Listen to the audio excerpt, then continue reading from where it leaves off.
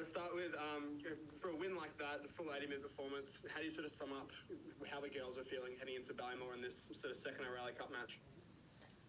Yeah, the vibes are high. I mean, we haven't been able to put a full 80 together this year, so to be able to do that on the weekend was we're pretty stoked with. So yeah, everyone's pretty spirits are high going into this week.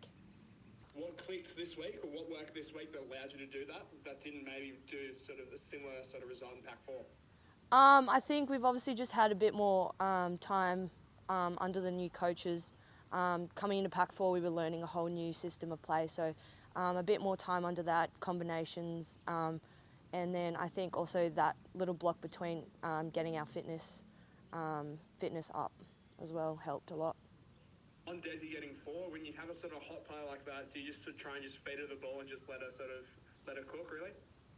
Yeah, Desi's really come into her own in that position on the wing. She's such a good finisher, so to get the ball in her hands anytime we can is a real asset to us. So yeah, I think really working to get the ball into her hands, as well as Biola on the other wing as well. We got some great finishers in our team. Having that combination at East and Waratahs, how's that just sort of help, as for someone like her who's, only just sort of come into the game during sort of that COVID lockdown period, and just can you talk about that combination you have with her and also Maya when she comes back in the side from that hamstring injury? Yeah, I think just as much time together as we can get is really what's helped us. So, playing together at TARS, at East, and now WALLAROOS, just knowing how each other plays and what we do really helps the combination. And on New Zealand, how much did that loss in Hamilton really hurt, given the sort of the strides you're trying to make under Joe? I mean, I think we've grown a lot as a team since then. So obviously we take a lot of learnings out of that game, and hopefully the growth that we've made since that game, we can really look to improve going into this week. Is there a mental aspect that comes with the Kiwis as well? The team that, Australia's never beaten, I think only led once at half-time. Like, how do you look to sort of overcome that? I think we more try to focus on ourselves and not sort of that sort of aspect of it, really just focus on ourselves and what we can do to combat what they throw at us.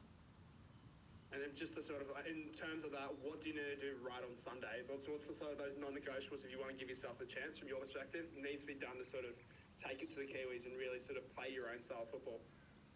Just like you said, play our own, stick to our processes, and then just our work rate, I think, is really what's going to get us over the line in this game. Obviously, the Kiwis like to play fast, so if we can outwork them, I think hopefully we can get over them.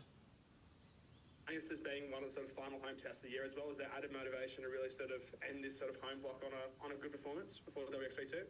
100%. You always want to perform on home soil in front of your friends and family. So if we can go out there and put a great performance for our last game on home soil, that would be a perfect finish for this tour.